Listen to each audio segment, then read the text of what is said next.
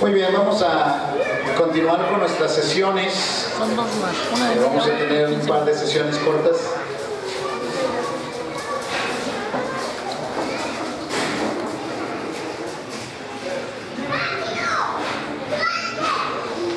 Sí, vamos a continuar dos sesiones cortas. Entendemos que hemos estado compartiendo con ustedes algo así como cápsulas bien concentradas y esperamos que está siendo de provecho, de bendición, para que en el transcurso de los días siguientes ustedes consideren lo que han oído, como los hermanos de Berea, vayan a las Escrituras y vean si lo que hemos dicho es así. Voy a compartir con ustedes algo que ha sido real en mi propia experiencia y que lo he visto a través de los años en la vida de muchos hermanos cristianos. Hemos insistido en la importancia de regresar a las Escrituras, considerar la Escritura como nuestro GPS, la única fuente de autoridad espiritual que nosotros tenemos. Pero no estamos partiendo de un punto neutral. Nosotros, por haber nacido en este mundo y haber sido enseñados desde pequeños en muchas cosas, estamos contaminados con algunas ideas que permanecen en nuestra mente, en nuestro corazón, cuando venimos a la palabra de Dios y queremos encontrar aquí la dirección. Lo que pasa es que a veces abrimos la palabra de Dios y en lugar de mantener esa cosmovisión de ver nuestra vida, ver nuestras costumbres, ver nuestra cultura a la luz de la palabra de Dios, hacemos lo contrario. Vemos la palabra de Dios a la luz de los prejuicios que tenemos, a la luz de las cosas que se nos han enseñado en este mundo. Y vamos a hacer la analogía de que a veces cuando venimos aquí a la palabra de Dios nos ponemos algunos lentes. Yo la verdad tengo que usar lentes para leer la palabra de Dios porque ya no las llevo. Pero algunas personas usan los lentes equivocados. Ayer decía mi hermano Gerson que algunas personas dicen que son cristianos de letra roja, porque en algunas Biblias las palabras de Jesús vienen en rojo. Si alguna vez tienen la oportunidad, pónganse unos lentes con los cristales entintados de color rojo y vayan a estos pasajes y traten de leerlos. ¿Y saben qué va a pasar? ¿Saben qué va a pasar? Se ponen unos lentes de cristal rojo y vienen a la Biblia que tiene las letras de Jesús en rojo, así saben, algunos poquito de óptica, de física, así. No las van a ver, van a desaparecer. Y a veces así nos pasa, que nos venimos y nos ponemos unos lentes y no vemos lo que dice la palabra de Dios, porque tenemos puestos los lentes equivocados. Así es que no uses lentes. Dios ha preparado, dice 1 Corintios 2:9, Dios ha preparado cosas que ojo no vio, ni oído yo, ni han subido a corazón de hombre, son las que Dios ha preparado para los que le aman. Yo he conocido muchas personas que los invitamos a un estudio bíblico y dicen, no, yo no quiero estudiar la Biblia, eso es muy complicado. La Biblia es un libro que cada quien interpreta a su manera y es oscuro y es difícil de saber qué es lo que realmente dice. Eso ha de ser para teólogos, para personas que no tienen otra cosa que hacer y luego toda la multitud de religiones que se dicen cristianas han logrado que muchas personas piensen que la Biblia es un libro como un chicle que se estira para acá, se estira para allá y cualquiera puede decir lo que quiere basado en la Biblia. Lleno de contradicciones y no sé cuántas cosas dicen. Pero saben una cosa, este libro es la palabra de Dios. Y Dios la escribió con el propósito que nosotros supiéramos. No es un libro de acertijos, no es que Dios lo escondió aquí, que solamente los más inteligentes y sabios van a entender. El Señor Jesús dijo, al contrario, estas cosas las escondiste de los sabios y entendidos, las entregaste a los niños. Aquí está la palabra clara de Dios. No es que haya muchas interpretaciones. ¿Qué clase de Dios, qué inteligencia puede haber en Dios en escribirnos una carta y luego que cuando la recibimos no la entendemos? ¿Es culpa mía o es culpa de Dios? No, Dios nos ha escrito claramente. El problema es que a veces nos ponemos los lentes equivocados. Y voy a hablar de algunos lentes, y no son todos, pero de algunos lentes. Hay personas que se ponen los lentes que les llamamos presión de grupo. Es decir, la presión de grupo es el temor al rechazo de las personas que nos rodean. Y venimos aquí a la Escritura y leemos alguna parte de la Biblia y no la vemos, porque decimos, si yo hago lo que Dios dice aquí en su palabra, mis amigos ya no se van a querer juntar conmigo. Mi madre fue maestra de escuela por más de 40 años. 3 de mis hermanas fueron maestras, algunas de ellas directores de colegios. Mi hermano menor es maestro. Ustedes saben lo que significaba para mi esposa y para mí cuando teníamos a nuestro primer hijo en edad de ir al kinder, que dijimos, no lo vamos a meter a la escuela, porque Dios me ha hecho a mí responsable de discipular a mi hijo. ¿Saben lo que significaba? Yo sabía lo que mi mamá iba a decir y lo dijo. Yo sabía lo que mis hermanos iban a decir y lo dijeron. Vas a tener puros hijos ignorantes. Llevamos nuestros hijos a visitar a sus abuelitos y estaban ahí, ya sabe leer y ya sabe escribir y está llevando matemáticas y entonces, eso es importante y lo va a aprender, pero hay otras cosas más importantes que le tengo que enseñar de lo que el Señor me ha enseñado a mí. Dice en 1 Pedro 4:4, a esto les parece cosa extraña que vosotros no corráis con ellos en el mismo desenfreno de disolución y os ultrajan. Y para la gente nosotros estamos locos y nos van a rechazar. Dice la Escritura en el Evangelio de Juan que algunos de los principales de la sinagoga habían creído en el Señor Jesús, pero no lo decían porque tenían temor que los echaran fuera de la sinagoga. Y si tú te vas a poner las lentes de la presión de grupo, hay muchas cosas de la palabra de Dios que tú no vas a ver, porque tienes los lentes equivocados. Otros se ponen los lentes de la época y llegan a decir, bueno, este pasaje aquí dice esto, pero ya no aplica. Es un pasaje obsoleto de la palabra de Dios, porque eso era para aquella época. Hemos enseñado que el matrimonio es un asunto de lealtad, es un pacto entre un hombre y una mujer que se comprometen, no es un contrato, es un pacto.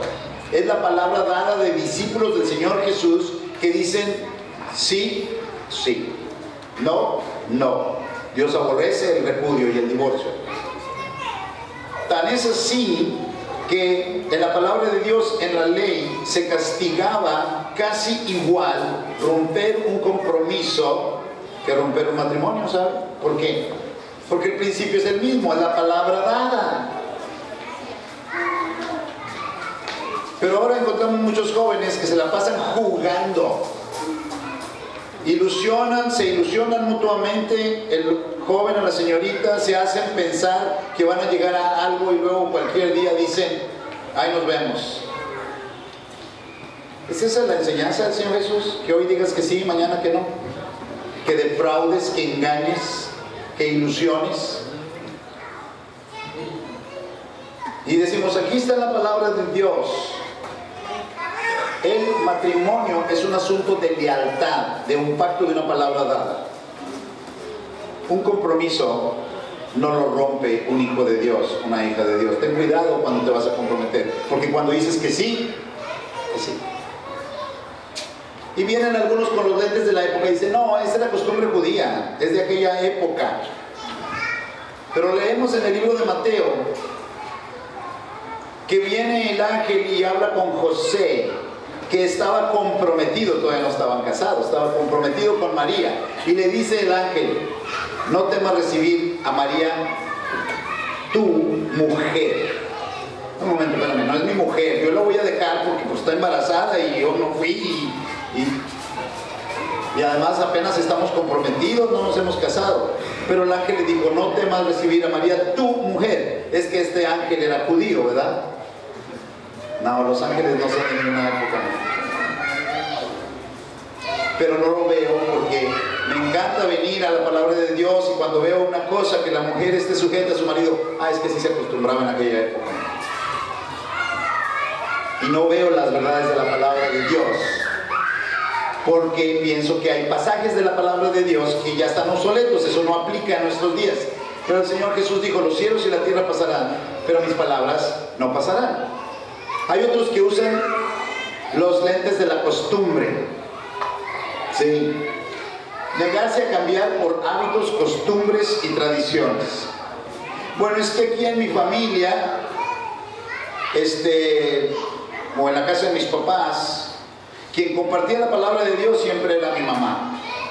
Y siempre ha sido la mujer la que enseña. Y el papá se sienta en el sofá a leer el periódico mientras mamá enseña a los niños. Así ha sido, así fueron mis padres, así fueron mis abuelos, así lo hemos practicado nosotros. ¿Por qué quieres venir a decirme con la palabra de Dios que yo como varón soy la cabeza del hogar? Eso no es nuestra costumbre. Será la costumbre de otras personas, pero no es mi costumbre. No es mi tradición. Dijo el Señor Jesús, ustedes invalidan el mandamiento de Dios por guardar su tradición. Y están tomando esos lentes de las tradiciones, de las costumbres humanas, y no ven lo que la palabra de Dios dice. Yo no veo eso. Y hasta transgiversan y mienten y se dan a las fábulas para interpretar pasajes que claramente te están diciendo lo que tú tienes que hacer, pero tienen los lentes equivocados. Hay otros lentes que son el antagonismo. Es decir, yo me pongo estos lentes y voy a permanecer contrario a algo o a alguien. Tengo un cierto pleito con alguna iglesia, con algún grupo o con alguno de los muchos ismos. Y por ese pleito que yo tengo, no veo que aquellos otros sí están predicando algo que es de la palabra de Dios. El año pasado en muchos lugares celebraron los 500 años de la Reforma. Tengan cuidado, porque aún grandes hombres de Dios estuvieron involucrados en la Reforma. Pero en algunos de los puntos, por antagonismo, los reformadores fueron en contra, por ejemplo, de lo que decía mi hermano Gerson hace rato, lo que claramente enseñó al Señor Jesús con respecto a la indisolubilidad del matrimonio. Híjole, qué palabra. Pero lo digo así porque la indisolubilidad del matrimonio es dogma de fe católico, pero es enseñanza de la palabra de Dios. La única manera de disolver el pacto matrimonial es la muerte, y eso lo enseña la Iglesia Católica. Y algunos de los reformadores, por antagonismo, empezaron a enseñar en contra de la indisolubilidad del matrimonio. No tenemos ninguna duda del origen y de los propósitos de la Iglesia Católica, pero no voy a enseñar en contra de algo que la palabra de Dios enseña claramente, no más por antagonismo. Hay otros que se ponen otros lentes, y estos son muy comunes, y yo les dije desde el principio que esto lo comparto porque yo lo experimenté en mi propia vida. Y estos lentes se llaman de dulzura oculta. Estos son los lentes que me pongo porque amo el deleite temporal que da el pecado. Hay algunas cosas en mi vida que no agradan a Dios.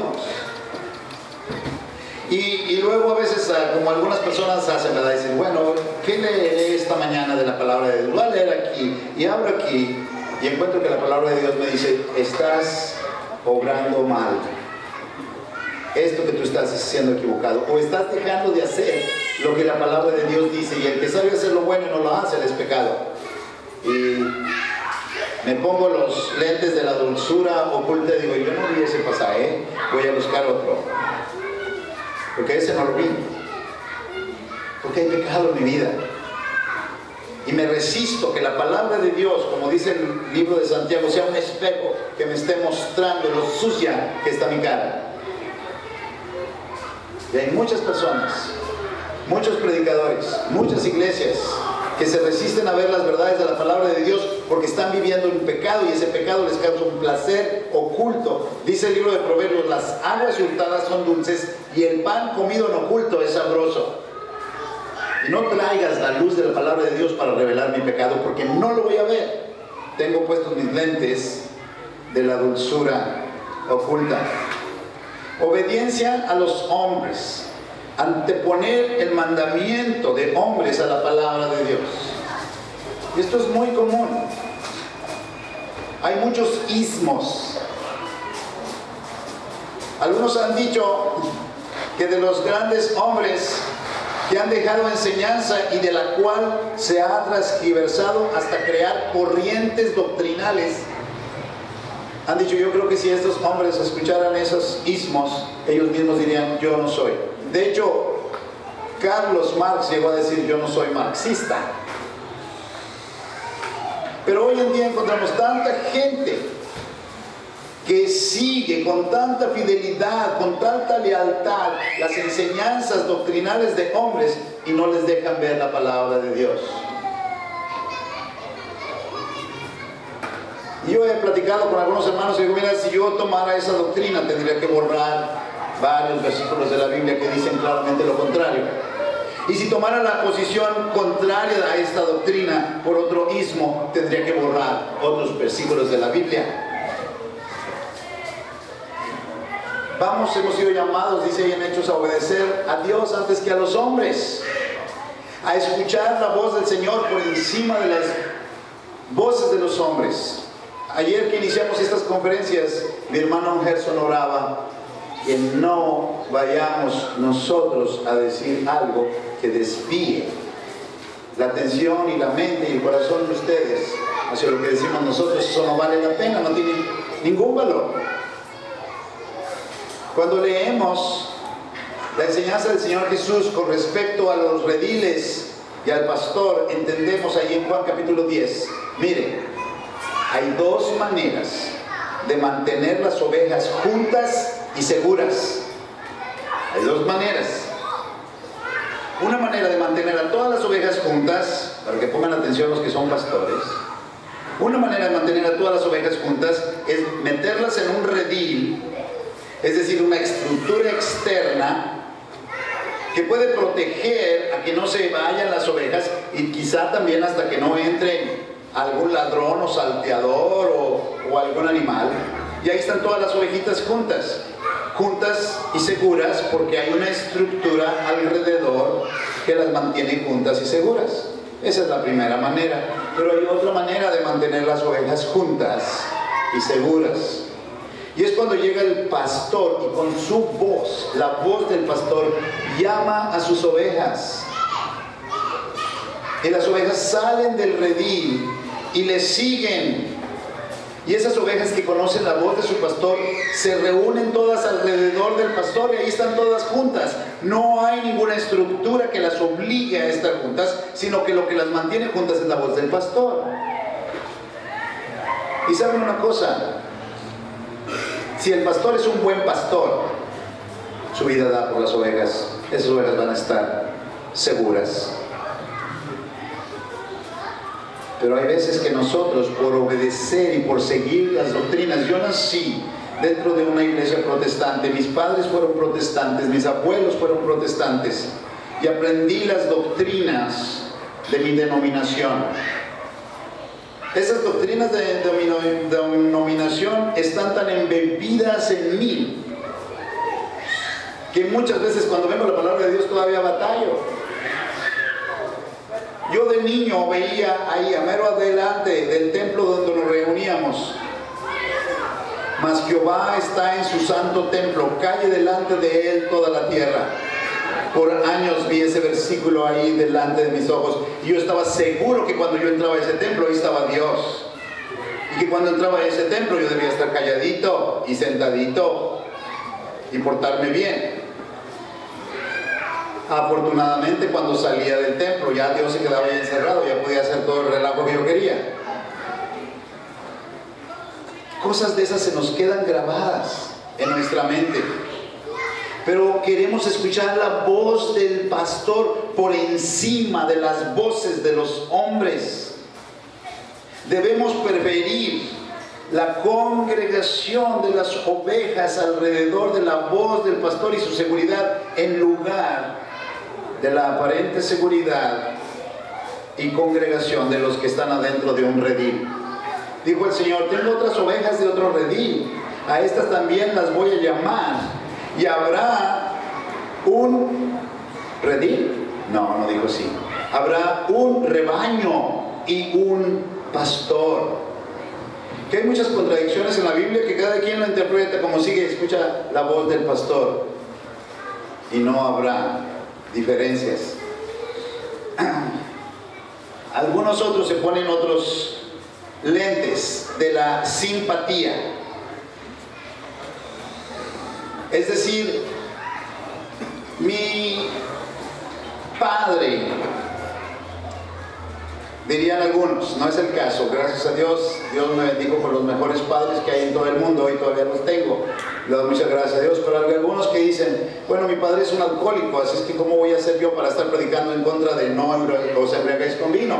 Mi papá se va a enojar, además yo quiero mucho a mi papá, así es que esos pasajes no los leo, ni los enseño.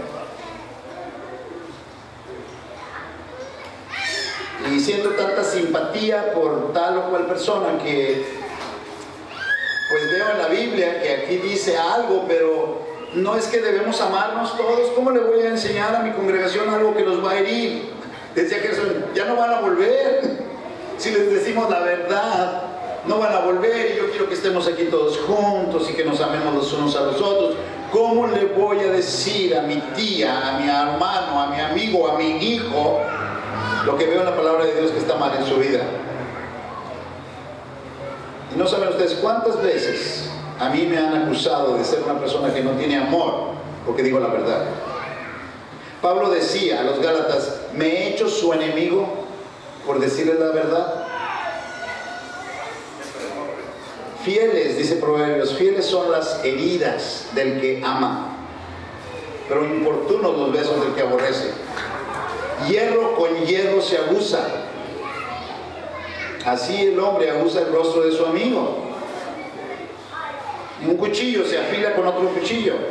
Ahora miren, yo nunca he sido cuchillo, pero a mí no se me hace que ha de sentir muy bonito un cuchillo cuando en su filo le pasan el filo de otro cuchillo para que esté más afilado. Pero eso es lo que se necesita para que sirva con el propósito que fue creado. Pero a veces nos callamos las verdades de la palabra de Dios, tenemos los lentes de la simpatía y dicen: yo no veo eso, voy a ofenderlos, voy a lastimarlos, ya no van a querer venir,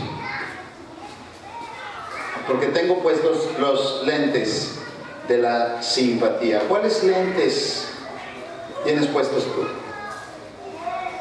Si nosotros tuviéramos un corazón dispuesto y quitáramos nuestros lentes y a ojo desnudo, me refiero a los ojos del corazón, viniéramos con humildad y sencillez, encontraríamos aquí una palabra perfecta, sin contradicciones, sin dobleces, para que el Espíritu de Dios nos revelara las riquezas de su palabra. No estamos, ninguno, ni yo, ninguno de nosotros estamos libres de estas cosas. Pero Dios quiere que conozcamos su palabra. Así es que la próxima vez que hablas tu Biblia, no te pongas lentes, pídele al Señor que puedas ver la cultura, la época, las costumbres, las tradiciones, las doctrinas de los hombres a la luz de la palabra de Dios y no al revés. Para terminar estas conferencias de la familia y la cosmovisión, mi hermano Gerson va a venir a darnos unas palabras finales. Muchas gracias por su atención.